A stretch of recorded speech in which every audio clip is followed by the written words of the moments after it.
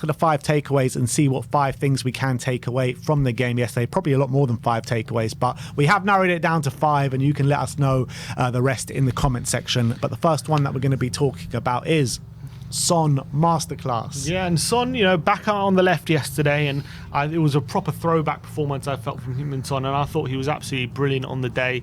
In all facets of the game, I thought he was probably our best player.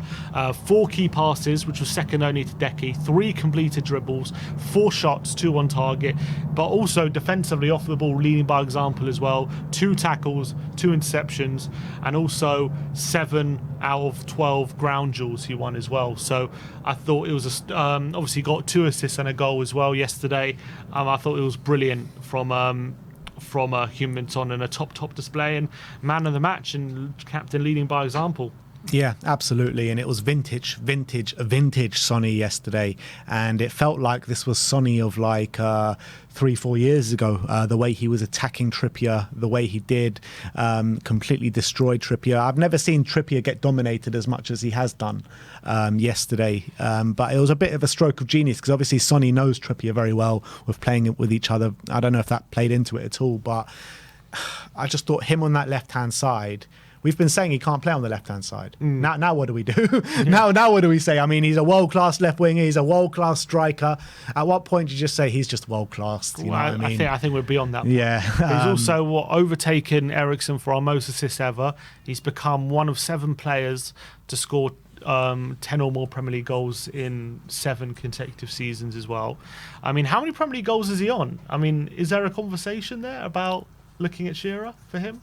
For him, Shearer, I think he's about, 100 goals behind or something, maybe a bit less. How many Premier League goals? I think goals? Salah's 100 goals behind Shearer, so he's a bit way behind. Son Premier League goals. I think Son to get 113, so he's 147. Yeah, 150 odd, 150. give or take. It's going to take a big effort. I don't think there's a case for him to overtake Shearer, but instead of going for those records, just appreciate what we have in Heung-min Son. Top assister for Spurs' history, 23rd in the Premier League rankings of all time. And look, what can you say about the man? An unbelievable leader. Do you reckon 200 Premier League goals? What's he on? 113. Yeah. Can he reach 200? 87 more. I think 87 goals more. Yeah, I think even that's going to be a stretch, to be honest. Because how many more years do you reckon he's got in a Spurs shirt at the top level? 3 at the max? Who knows? Could be more. You reckon? Could be. How many do you reckon? He keeps very good in very good condition, doesn't he? Maybe 5 at max. I would say 5 max. Yeah, I mean, he needs 5 at max. 20 goals a season would be 100. You know what I mean? It's going to be a big stretch. Come on, Sonny, we're gunning for you. Let's do it. I don't think he is, but like, forget the records. Like, he's already got enough of his own records, to talk about until the cows come home. It's just model professional, model captain, model left winger, model striker, the model human being. I mean, can you ask for a better player than Heung-min Son right now? I don't think so. Supermodel, exactly. But let's move on to number 2, and that is aggressive Spurs. Yeah, and I thought Spurs put in a much more aggressive performance than they have been in recent weeks. I think off the ball was actually one of the biggest differences yesterday in terms of how dominant we were.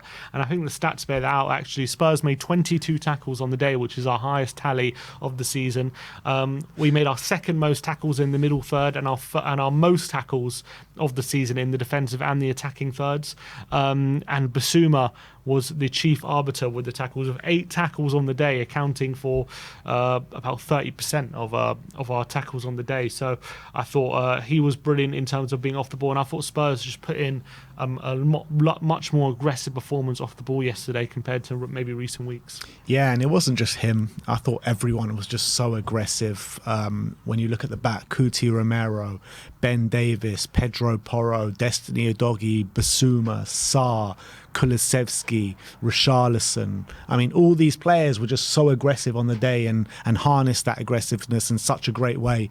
Maybe apart from Romero's one where he could have got sent off, but I think Ange would have definitely drilled into them after the last game against West Ham, where I felt in the second half against West Ham we did lose a bit of that aggressivity, and that was all back for everyone to see yesterday. And Ange would have definitely drilled into them, saying, look, we need to be more aggressive, we need to be more clinical, and that's exactly what we were yesterday. So big up to the team, big up to Ange Postecoglou. Let's move on to number 3, and that is Sharp Richarlison. Yeah, and after his surgery, that, you know, he claims to be giving him a lot of pain and holding him back, I thought he really did look back to his best yesterday, Richarlison. He was a breath of fresh air. He had 6 shots on the day, which is his highest tally in one game for the season, 3 on target, completed 1 dribble and 1 tackle, and obviously got a brace at the end of the day as well, taking his tally for the season to 3 goals. I really hope this is a turning point now for Richarlison in terms of his career at Tottenham and his season, because I know we all know there's a player in there. We all know that before we signed him, he was a good player at Everton, and we've seen what he can do in the Premier League, and he's just been a shadow of that player since he's come to Tottenham. But yesterday, we just saw a glimpse of what that player we knew is in there, and it was a really good brace from him, and I thought he looked a lot sharper than he has during the whole season. Yeah, 2 goals on the day, best performance in the Spurs shirt. We really saw why we kind of spent that money on him, to be honest, yesterday. I thought he played the game to perfection, to be honest. Really aggressive, linking the play really well, getting on the end of things. But he needs to kick on from here now. He has to kick on from here. I think he's got till the end. I think that performance has bought him some more time, but he needs to go on a run of games now where he's scoring goals, impacting the game, pretty much putting in displays like he did yesterday. We need to see that from him on a consistent basis now, because if it's not, it's just another flash in the pan game because we have seen him have good games in the Spurs shirt before, maybe not as good as that, but then he's just followed it up with like poor performances, bad control and all that. But look, yesterday he was brilliant, but I just want to see him kick on from here now. Let's move on to number 4 now, and that is Spurs on top. Yeah, and Spurs really took Newcastle to the sword yesterday. We spoke about how aggressive we were off the ball, and our tallies for tackles and interceptions was really high. But in terms of on the ball, our creativity and and how many shots we were able to get off on the Newcastle goal, it was also one of our highest, best performances of the season. We created 3.8 XG, which is our highest tally of the season, and Newcastle's highest tally against them this season as well. It was our 2nd game in the season for shots on target. It was 3rd for shot creating actions as well. So Spurs were absolutely on top from start to finish, and it was definitely a game. I think it was probably the game where our attack clicked the most the whole season, I would say. Yeah, I'll totally agree with that. And not just like for certain moments in game, throughout the whole game pretty much. We were just dynamite, literally dynamite. And Newcastle in every facet of the pitch couldn't deal with us, whether it be at the front end of the pitch with Richarlison, Son and Kulusevski doing their magic, whether it be in the midfield with Basuma, Sarr, Udogie and Porro inverting into that midfield role, or it be at the back with Ben Davies and Coutinho Romero doing their thing. So I think it was just a full-on dominant display where Spurs were just so on top yesterday, and it was a joy to behold, and it was a great game to be at as well. The atmosphere was on point as well. So it's great to get back to winning ways, but it's not just the win, isn't it? It's the style in which we did it as well. So unbelievable to see. But let's move on to the 5th and final takeaway, and that is Pape Sarr is back. Yeah, and back with a bang, I would say, with a really great display back in the midfield. And I think the stats again bear out what an all-round midfielder he is and how important he was to the team. 5 out of 9 ground duels won, 4 tackles, 2 out of 3 aerial duels won, but also had 2 shots and 2 key passes on the day as well. Just going to show how all-round his performance was, and how he was able to help out Basuma defensively and was on point there, but also offensively, making those key passes, being part of the team going forward as well, and with our creativity. And I thought it was just so good to have him back in the team, and I thought he was absolutely brilliant.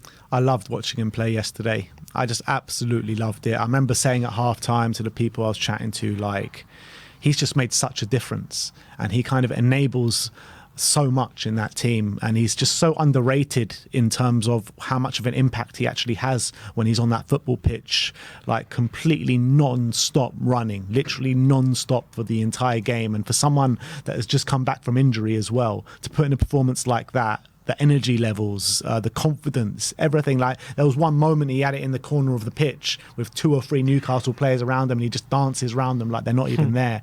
And that just encapsulated what an unbelievable performance he is. Just so aggressive, so much energy.